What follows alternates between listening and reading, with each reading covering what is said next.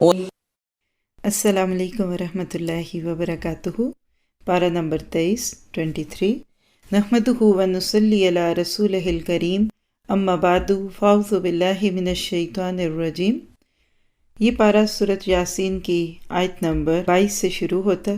پیچھے سے قصہ تھا ایک شخص کا کہ جس کو اللہ تعالیٰ نے چنا اپنے پیغام کے لیے، کیسے اس نے سوچ کو بھرنے کے لیے کہہ دیا کہ وَمَا لِيَ لَا أَعْبُدُ الَّذِي فَطَرَنِي، میں اس کی عبادت کیوں نہ کروں جس نے مجھ کو پیدا کیا۔ دوسری وجہ وَإِلَيْهِ تُرْجَعُونَ، مجھے اسی کی طرف لوٹنا ہے۔ یہ ہیں دو بہت بڑی وجوہات جس کے بعد کسی انسان کے پاس حق نہیں رہتا کہ وہ اللہ کو چھوڑ کر کسی اور کا بندہ بنے۔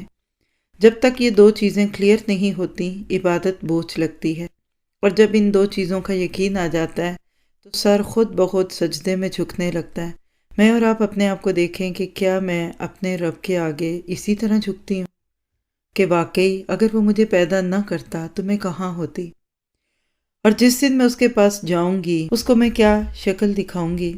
پھر اس کے بعد اس شخص کا اخلاص دیکھیے، حدیث میں اس کو خبیب کہا جاتا ہے، جس نے لوگوں کی خیر خواہی چاہی لیکن لوگوں نے اس کو مار دیا، اور وہاں جنت میں جا کر کہتا ہے کہ اللہ لوگوں کو یہ دکھا دیجئے کہ میرا اتنا اچھا انجام ہوا ہے، شاید یہ بات دیکھ کر وہ ایمان لے آئے۔ اللہ کے نبی نے فرمایا کہ اس شخص نے جیتے جی بھی لوگوں کی خیر خواہی کی اور مرنے کے بعد بھی۔ ہم اپنے آپ سے پوچھیں، ہم اپنے ارد گرد والوں کے لیے کتنے خیر خواہ ہیں؟ ہم اس بات کے کتنے حریص ہیں کہ لوگوں کو اللہ کے پیغام سے جوڑیں؟ آیت 26 میں کہہ دیا گیا قیل ادخل الجنہ، یعنی لوگوں نے اس کی جان لینی چاہیے۔ اللہ نے جنتوں کے دروازے کھول دیے، اور حقیقت ہے کہ اللہ تعالیٰ اپنی راستے میں نکلنے والوں کی اسی طرح مدد کرتا ہے۔ قوم کے ساتھ کیا ہوا اس کے بعد؟ عذاب جو ہمیشہ ہی ہوتا ہے۔ اللہ سبحانہ تعالیٰ 30 میں کہتے ہیں یا حسرتن علی العباد، اس کو بھی نوٹ کیجیے۔ مالک اپنے بندوں کے جس عمل پہ حسرت کا اظہار کرے، یہ مالک کی طرف سے نہیں ہے، اصل میں اس بندوں کو احساس دلایا جا رہا ہے کہ تم اپنی زندگی کی ان قیمتی گھڑیوں کو ضائع کر رہے ہو۔ پھر اس کے بعد کائنات میں پھیلی ہوئی وہ نشانیاں کہ جس پہ غور کرنے کے بعد قیامت کا آنا حقیقی لگتا ہے۔ مردہ زمین کس طرح سے سرسبز ہوتی ہے، پھر اس میں سے بیج نکلتے ہیں، اور پھر اس میں سے پودے، اور پھر آہستہ آہستہ پھل فصل، کہیں انگور اور کہیں کھجور، سب کچھ پیش کیا اور کہا کھاؤ پیو اور دیکھو یہ کس نے پیدا کیا۔ کائنات کی ہر چیز جوڑوں میں ہے، اللہ کی ذات تنہا ہے۔ آیت 36 سے یہ بات مزید واضح ہو گئی۔ پھر سورج چاند جس طرح کائنات میں تیر رہے ہیں، دیکھا جائے تو یہ دنیا ایک بہت بڑی کشتی ہے جس کے اندر مختلف چیزیں ہیں۔ اتنی بڑی بڑی مخلوقات ہیں لیکن اللہ کے حکم کے آگے کیسے چلتی ہیں؟ پیغام یہی ہے کہ سورج چاند ستاروں کو نہیں پوجو، ان سے قسمت کے حال نہیں معلوم کرو، بلکہ ان کو پیدا کرنے والے کے آگے جھک جاؤ۔ پھر کچھ قیامت کی جھلکیاں ہیں کہ کس طرح طوفان نوح میں کشتی کو بچایا تھا، پوری دنیا کو ڈبو دیا۔ اسی طرح قیامت کے وقت ایک سور کی آواز ہوگی اور سب کو ختم کر دیا جائے گا، اور اس وقت لوگ کچھ بھی نہ کر سکیں گے۔ قیامت کی ان جھٹکیوں کو اگر محسوس کریں تو قیامت بہت قریب لگتی ہے، اور اگر اس کے بارے میں نہ سوچیں تو پھر ایسے لگتا ہے کہ یہ تو بس کوئی دور کی باتیں ہیں، یہ ہمارے سننے کی بات نہیں۔ قبروں سے نکلتے ہوئے کیا کہہ رہے ہیں؟ یا ویلانا من بعثنا من مرقدنا، حسرت، افسوس، دکھ۔ تو عقل مند وہ ہے جو اس دنیا میں رہتے ہوئے مرنے کے بعد کے لیے تیاریاں کرے، یہ نہیں کہ ایک انسان ہر وقت اپنے اس دنیا کی کھیل تماشوں میں پڑا رہے۔ پھر اس کے بعد دیکھیے جنتیوں کی نعمتیں، سب سے بڑی نعمت سلام قولا من رب رحیم۔ ہر وہ چیز جو ایک انسان دنیا میں لے سکتا ہے نا، اس کو جنت میں اللہ تعالیٰ دیں گے۔ لیکن ایک چیز جو اس دنیا میں کسی کے لیے پانا ممکن ہی نہیں، وہ رب سے کلام ہے، اور رب کی طرف سے سلامتیوں کا پیغام آنا۔ ٹھیک ہے اس نے قرآن اور انبیاء کرام کے ذریعے سے یہ پیغام ہم تک پہنچایا، لیکن کیا حالت ہوگی اس وقت لوگوں کی جب شوہر بیوی خوشی خوشی جنت میں مصروف ہیں۔ ایسے لگتا ہے ایک فن پلیکس ہے، ایک ریزورٹ ہے جس میں لوگ انجوائے کریں، فل انٹرٹینمنٹ، اور آواز آتی ہے سلام قولا من رب رحیم، اور اس پکار پہ وہی لبیک کہیں گے کہ جن کے دل اللہ سے جڑے ہوئے تھے۔ دنیا میں تو ہو سکتا ہے اچھے برے ایک ہی جگہ رہیں، لیکن آیت 59 سے پتہ چل گیا کہ اس دن سب چھٹ جائیں گے۔ وامتازوا اليوم ایھا المجرمون، آج الگ ہو جاؤ۔ پھر اس کے بعد آیت 61 میں ایک عہد یاد دلایا گیا جو ہم سب کی روحوں سے لیا گیا تھا کہ لا تعبدوا الشیطان، شیطان کی بندگی نہ کرو۔ بہت تھوڑے لوگ ہیں جو منہ سے کہیں کہ ہم شیطان کی بندگی کرتے ہیں، ہم شیطان کی عبادت کرتے ہیں، الا ماشاء اللہ۔ اصل میں یہ کون سی عبادت ہے یہ اطاعت ہے۔ یہاں عبادت بندگی اطاعت کے معنوں میں، یعنی بات شیطان کی مانتے ہیں۔ اللہ تعالیٰ کہہ رہے ہیں اس کو دشمن سمجھو، وہ تمہارے ماں باپ کا بھی دشمن تھا، تمہارا بھی دشمن ہے، لہٰذا اس کو پہچانو۔ اور جس وقت انسان وہاں اپنی صفائی پیش کرنے کے لیے اپنے ہی ہاتھ پاؤں کو بلائے گا تو وہ سب ہی اس کے خلاف بولنے لگ جائیں گے اور اس کے خلاف بول بول کے گواہیاں دیں گے کہ یہ غلط کام کرتا تھا۔ ذرا سوچئے، یہ میرے آپ کے ہاتھ، ان کو دیکھیں اور کوئی کہہ دے یہ آپ کے جاسوس ہیں، یہ ٹیپ ریکارڈرز ہیں، یہ آپ کی خبریں باہر دیں گے، تو کتنا خوف آئے گا ہمیں ان سے۔ تو ان کو اللہ کے بندے بنانا ہے، ان کو اللہ کے راستوں میں کھپانا ہے تاکہ کل یہ ہمارے حق میں گواہی دیں، ہمارے خلاف نہ دیں۔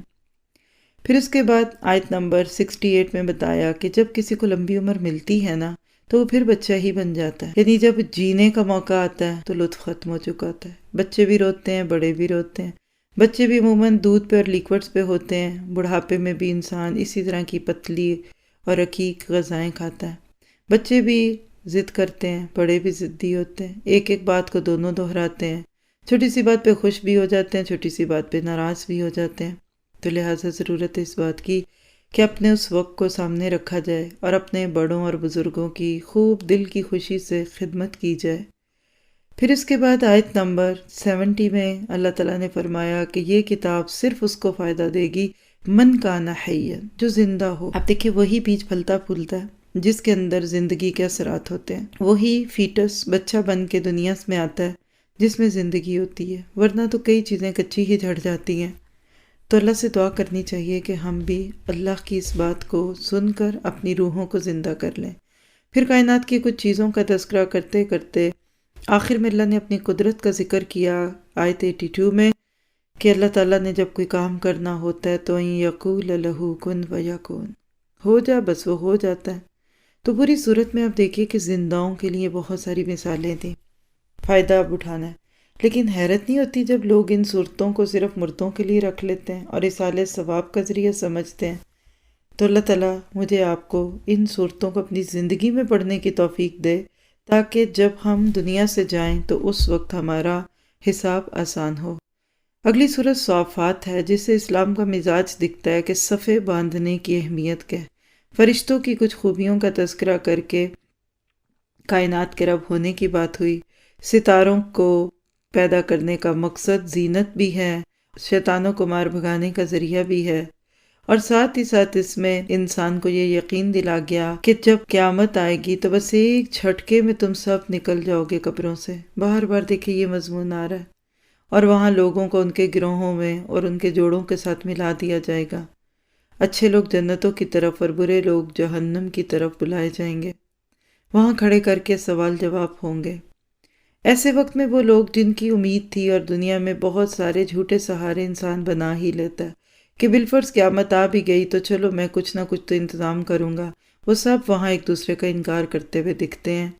آیت نمبر 33 اور اس کے اراؤنڈ کے آیتوں کو اگر آپ دیکھیں، اللہ تعالیٰ کہتے ہیں کہ ایسے لوگ کل بہت ہی پریشان ہوں گے۔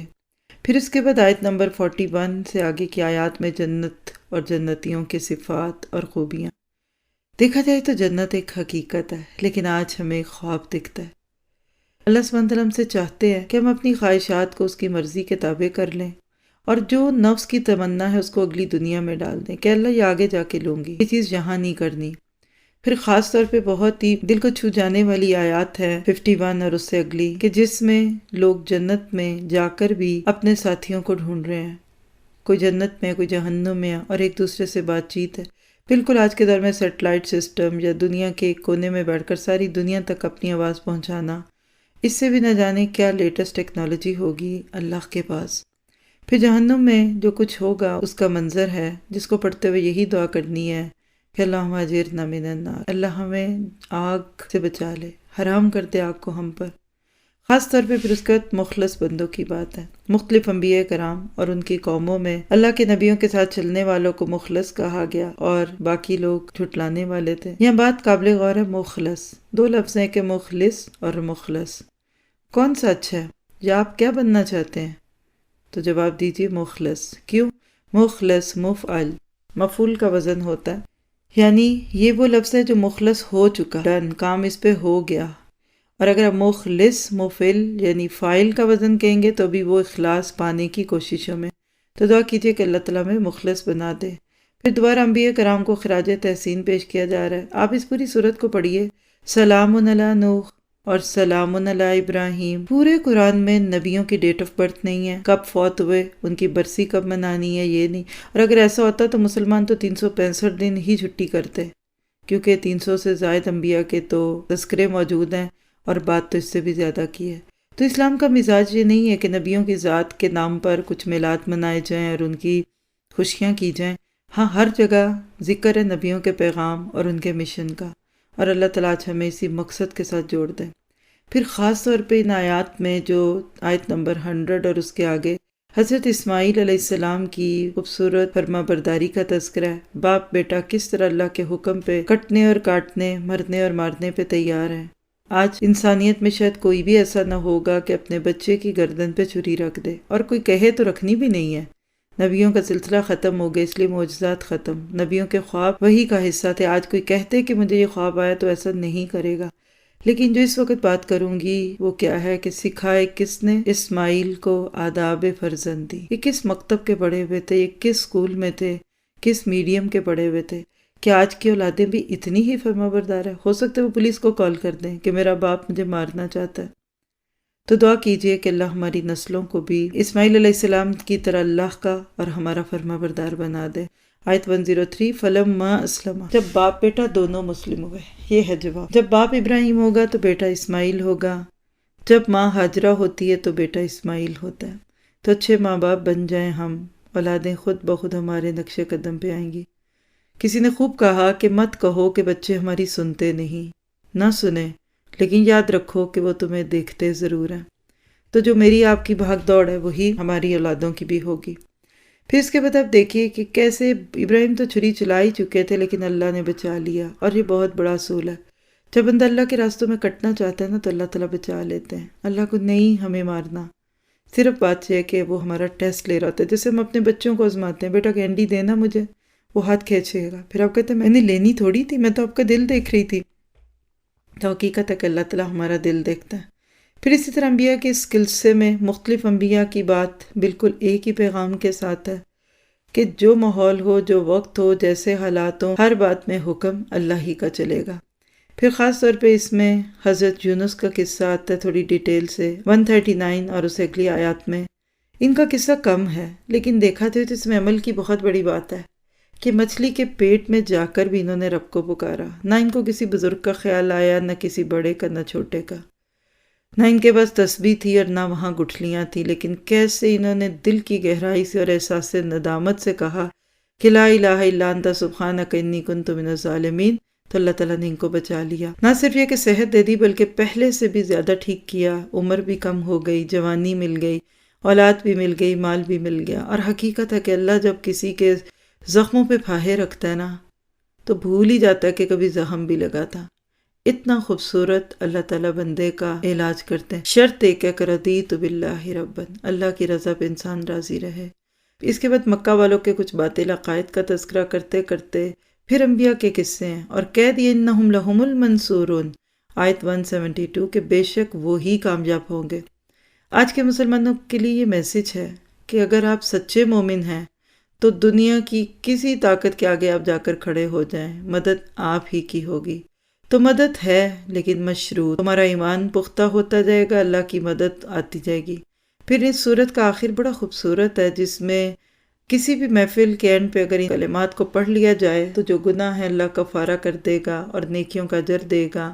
اور اللہ کے نبی صلی اللہ علیہ وسلم یہ پڑھا کرتے تھے، سبحان ربک رب العزت عما یصفون وسلام علی المرسلین والحمد للہ رب العالمین۔ اس کے بعد سورۃ صاد ہے جس کا مین تھیم کیا ہے؟ انا کو توڑ دو۔ حقیقت ہے کہ قرآن سب سے پہلی چوٹ جو انسان کے دل پہ لگاتا ہے نا وہ انا پہ۔ انا پرست لوگ قرآن کو زیادہ ڈیٹیل سے پڑھ نہیں سکتے، ان کے لیے وہاں بیٹھنا مشکل ہوتا ہے، ان کو لگتا ہے ہر آیت ہمیں سنائی جا رہی ہے۔ لیکن آہستہ آہستہ پھر جب وہ سب اکڑ ختم ہوتی ہے تو اندر سے ایک بڑا خوبصورت انسان نکلتا ہے۔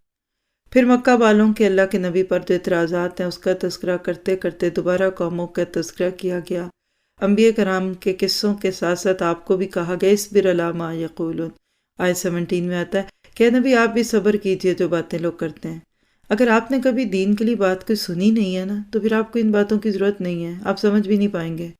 لیکن جس نے بھی سچے دین پہ عمل کرنا چاہا نا، تنہا بھی رہ گیا، لوگ اس سے کٹے چھٹے بھی رہیں گے۔ تو دعا کرتے ہیں کہ اللہ تعالیٰ ہمیں اواب بنا دے، اور اگر کوئی ہمیں باتیں کرے تو ہم خوش ہوں کہ اس کا تک ہم نبیوں کے راستے پہ چل پڑے۔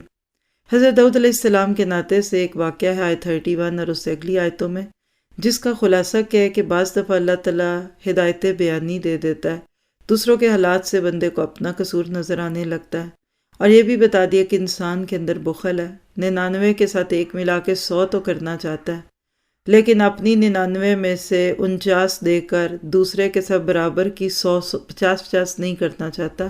انسان کی طبیعت ہے، جتنا ہوتا ہے اس سے اور زیادہ لینا چاہتا ہے۔ پھر اس سے یہ بھی پتہ چلتا ہے کہ بعض لوگ اپنی بات بہت خوبصورت پیش کرتے ہیں تو جھوٹ کو سچ کر کے دکھا دیتے ہیں، اس لیے ہمیشہ دونوں سائیڈوں کی بات سن کر کسی بھی معاملے کا فیصلہ سنانا چاہیے۔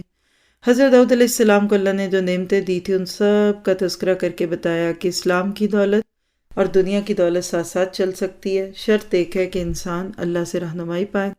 زندگی کا مقصد پیش کرتے ہوئے آیت 28 اور 29 جس پارے کی آیات تدبر بھی ہیں، ام نجعل الذین آمنوا وعملوا الصالحات کالمفسدین فی الارض، یعنی کیا ہم ان لوگوں کو جو ایمان لا کر اچھے کام کریں مفسدوں جیسا بنا دیں گے؟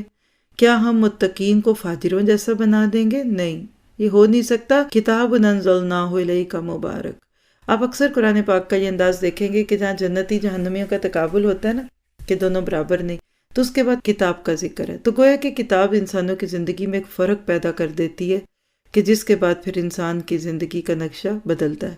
پھر اس کے بعد آیت نمبر 30 سے آنورڈ حضرت سلیمان کا قصہ ہے، جو اواب بھی تھے اور نعم العبد بھی تھے، دولت بھی تھی، بادشاہت بھی تھی، لیکن اس کے ساتھ اللہ کے اواب بھی تھے۔ کیا پتہ چلا کہ پیسے والا ہونا اور نافرمان ہونا یہ لازم نہیں ہے۔ بہت سارے پیسے والے جنتوں میں جائیں گے، ابو بکر پیسے والے تھے، عبد الرحمن بن عوف تھے، اور آج بھی ایسے لاکھوں مسلمان ہیں جن کو اللہ نے دین کی دولت بھی دی تو دنیا کی بھی دی، اور وہ نچھاور کرتے ہیں اسلام کے نام پہ۔ پھر اس کے بعد ایک واقعہ ہے جس کی بنیاد سے یہ پتہ چلتا ہے کہ ہر وہ چیز دنیا کی نعمت ہے جو ہمیں اللہ کے قریب کرے، لیکن اگر کوئی نعمت ہمیں اللہ کی یاد اور نماز سے دور کرے اس کو ذبح کرو، کیونکہ وہ چیزیں پھر تمہارے راستے کی رکاوٹ بن جاتی ہیں۔ حضرت سلیمان علیہ السلام نے اللہ سے یہ بھی دعا کی تھی کہ جو مجھے نعمت دی ہے یا میری جو دولت اس کا حساب نہ لینا۔ پھر اس کے بعد حضرت ایوب کے نام پہ ہی صبر ہے، بیماریوں میں بھی پریشان نہیں ہوئے، 18 سال تک بیمار رہے، اس کے بعد بھی کہتے ہیں کیا فرق پڑتا ہے، اللہ نے اگر اتنے سال صحت دینے کے بعد اب بیمار کر دیا۔ جس کو اللہ کہہ دے کہ ان وجدناہ صابرا، پھر سوچیے وہ کتنے صابر ہوں گے۔ اور نعم الاواب، اب دیکھ رہے ہیں ہر نبی کی صفت میں اواب ہو رہا ہے، ہر نبی کے بارے میں لفظ اواب آ رہا ہے کہیں نہ کہیں، تو دعا کیجیے ہم بھی اواب بنے، دل اللہ کی طرف جڑا رہے، کہیں بھی ہوں دنیا کے کسی کونے میں چلے جائیں لیکن اللہ سے محبت ہو۔ اور اس کے بعد پھر جنت کے کچھ خوبصورت سے تذکرے، کن کو ملے گی جنت؟ جنہوں نے اپنی زندگیاں اللہ کے حکموں پہ لگا دی، اس لیے فرمایا ھذا ذکر، یہ ایک نصیحت ہے، ریمائنڈر ہے، جو اس پہ چلتا جائے گا اللہ تعالیٰ اس کو دنیا میں بھی خوشی دیں گے، آخرت میں بھی جنت ہے۔ پھر جہنم میں لوگوں کا جھگڑنا بتایا جا رہا ہے، حقیقت ہے کہ جہنم اور جھگڑا ساتھ ساتھ ہے۔ پھر اس کے بعد آدم اور ابلیس کے قصے میں دوبارہ سکھا دیا گیا کہ اللہ کے حکم کو سن کر زیادہ کوشچن نہ کرو، عقل استعمال نہیں کرو، جو کہہ دیا اس کو مان لو۔ پھر اس کے بعد سورۃ زمر ہے جس میں اللہ تعالیٰ نے 2 گروہوں کا تذکرہ کیا ہے۔ آیت نمبر 3 بتاتی ہے کہ دین صرف اللہ کے لیے ہونا چاہیے، اور بہت سارے لوگ جو اللہ کے بیچ میں واسطے وسیلے لاتے ہیں وہ ہمیشہ یہی کہتے ہیں کہ لیقربونا الی اللہ زلفیٰ، ہم تو ان کو اس لیے بلاتے ہیں کہ ہمیں اللہ کے قریب کر دیں۔ ہم کب کہتے ہیں کہ یہ ہمیں دیتے ہیں؟ اور یہ وہ اس طرح کی الٹی سیدھی باتیں لوگ کرتے ہیں۔ پھر اس کے بعد اب دیکھیے کائنات کی کچھ چیزوں پہ غور و فکر، اور اس کے بعد شکر کی باتیں کہ جو شکر کرے گا اللہ اس سے راضی ہے، اور جب نہ شکری کرے گا تو اللہ تعالیٰ اس سے ناراض ہے، اور جس جگہ دین پہ عمل کرنا مشکل ہو اس کو چھوڑ دیا جائے۔ آیت نمبر 10 سورۃ زمر۔ اور اس کے بعد پھر خساروں کی باتیں ہیں، جہنم کے اندر بڑے بڑے صاحبان ہیں آگ کے، اور کہا کہ اللہ تم کو ڈراتا ہے اس سے۔ کرو کہ آیت 16 والذین اجتنبوا الطاغوت، جن لوگوں نے طاغوت سے انکار کیا کہ ان کی عبادت کریں اور اللہ کی طرف رجوع کیا، ان کے لیے خوشخبری ہیں۔ اللہ تعالیٰ مجھے آپ کو اس کی توفیق عطا فرمائے۔ اور یہ سب کچھ دیکھتے ہوئے پڑھتے ہوئے پھر خوبصورت آیتیں، آیت نمبر 22 یہ بھی اس پارے کی تدبر کے قابل آیتیں ہیں۔ سورہ زمر آیت 22 23، کیا فمن شرح اللہ صدرہ للاسلام، جس کا سینہ اللہ اسلام کے لیے کھول دے اور وہ بالکل روشنی پہ ہو، وہی اصل میں خوبصورت زندگی بسر کرے گا۔ باقی سخت دل والوں کے لیے تو بہت بڑی پکڑ ہے۔ اور اللہ نے وہ کتاب اتاری جو احسن بھی ہے، اور اس کو پڑھ کر رونگٹے کھڑے ہو جاتے ہیں۔ ایمان والوں کی جلدیں کھچ جاتی ہیں، پھر نرم ہوتی ہیں، یعنی یہ سارے اثرات وہ اپنی سکن پہ محسوس کرتا ہے۔ اللہ تعالیٰ میرے آپ کے اوپر یہ سب کچھ طاری کر دے۔ اور آخری آیت پارے کی اِنَّکَ مَیِّتٌ وَإِنَّهُم مَیِّتُونَ، اے نبی آپ بھی فوت ہوں گے اور یہ بھی فوت ہوں گے، لیکن سب قیامت کے دن اللہ کے سامنے کھڑے جھگڑ رہے ہوں گے، حق کیا تو باطل کیا ہے۔ تو اللہ تعالیٰ عمل کی توفیق دے۔ اس پارے کی تدبر کی آیت سورۃ زمر آیت 22 اور 23، افمن شرح اللہ صدرہ للاسلام۔ اللہ سے دعا کرتے ہیں کہ اللہ ہمارے سینے کو کھول دے، اور جب سینہ اسلام کے لیے کھلتا ہے نا تو دین کا ہر حکم آسان لگتا ہے، بڑی بڑی باتیں چھوٹی چھوٹی لگتی ہیں، اور دین کو چھوڑنا بہت مشکل لگتا ہے، پہاڑ لگتا ہے۔ پھر انسان دن بدن نیکیوں میں بھاگتا ہے۔ اس کے برعکس جب دل سخت ہوتا ہے تو ہارٹ پیشنٹ کی طرح چھوٹی سی نیکی بوجھ لگتی ہے۔ 1 میٹر کا کپڑا بھی بوجھل ہے، داڑھی کے 4 بال بھی بوجھل لگتے ہیں۔ چھوٹے سے چہرے کو اللہ کے حکم کے مطابق ڈھالنا مشکل لگتا ہے۔ ان سب کا علاج کیا ہے؟ اس کتاب کو پکڑ لو کہ جس کو پڑھ کر رونگٹے کھڑے ہوتے ہیں۔ اللہ تعالیٰ میرے آپ کے لیے اس کو آسان کرے۔ سبحانک اللہم و بحمدک، اشہد ان لا الہ الا انت، استغفرک و اتوب الیک۔ السلام علیکم و رحمۃ اللہ وبرکاتہ۔